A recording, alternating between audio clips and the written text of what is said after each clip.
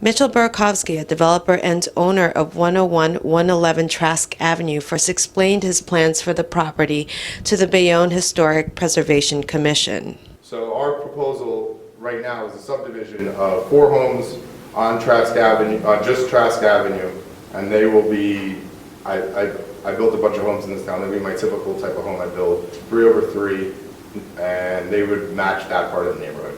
But the corner house that you would see off of Kennedy Boulevard or go down Trask Avenue, we can rework in a way that would make it have an older feel, a Victorian feel towards that block. I'd be more than happy, if the commissioners would like to partake in this, I would be more than happy to have a representative from your board come to meet with my architect. Mayor Hanus Rajowski, responsible for collecting 700 signatures to stop the demolition of 101-111 Trask Avenue, sat as an alternate commissioner and wanted to immediately address the need for new policies and procedures.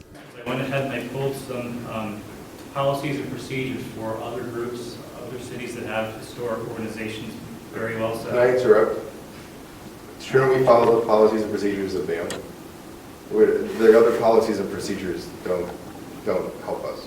But that's how. No. But we're here today, on December 1st, 2016, 15, and we have to follow Bayonne's procedures. We can't make up procedures as we go.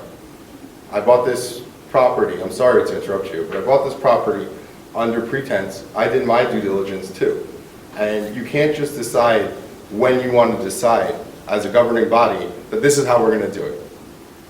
With all due respect, sir, I just caught you an hour and a half ago on my property digging, looking for things without my permission. I wasn't digging to go. Okay, you had a pick in your hand. Okay? You shouldn't even be talking. You should recuse yourself from this. We were finishing. Okay, again, I had to call the police, and there was a report, and you should recuse yourself from this board. You're expecting us to vote on something tonight. I don't think that any vote is going to happen. No, it's fine. We're here to hear both sides of the story. We have an ordinance that was formulated more than 10 years ago, Dr. Brennan? 1999 to 2000. Right, so we have an ordinance that's quite old. It has not been updated since the time it went in. Other things have happened in other communities. Maybe we need to review that. Maybe that's a lessons learned out of this process. But again, back to you. Okay, so it comes down to the commission. We have the responsibility to all the constituents of Bayonne. We have the priority building that's going to possibly come down. One major concern shared by Chairman of Bayonne Historic Preservation Commission, Jerry Nowicki, was the alleged tombstones in the property. The problem that we have is if you come to the point where you're asking for a permit to demolish, and the city has all of these things that say there's probably bodies there, that you might need to do that test in order to identify that there isn't or that there are. I bought this property knowing the ordinances at the time.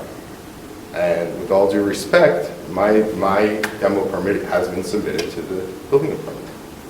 The demolition permit does not come before this board.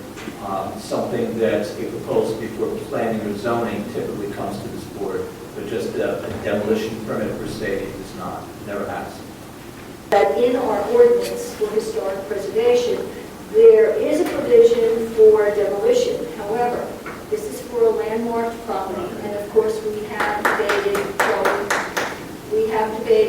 and con, whether we're talking about a house that is landmarked because we know it has historic value, or we already have designated it as a local landmark. We know the latter is not true.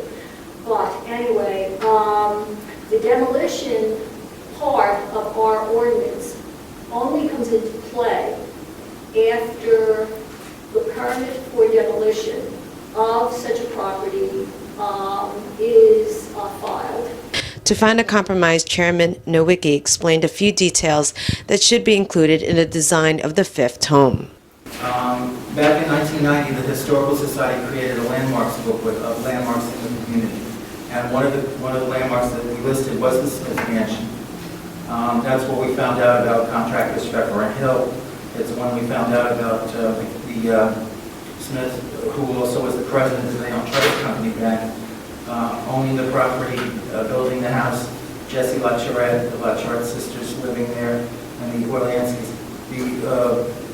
The piece that we have also lists the details in it, so I'm going to get a copy to you. There are certain details in it, such as the gambrel roof, the porch, the sliding windows, and the lunette window in it, that are things that I think if you were going to make a compromise, that the house on the corner would have architectural details of the previous structure, those would be the ones that would be most significant to try to carry that feeling forwards of a house that looked like that.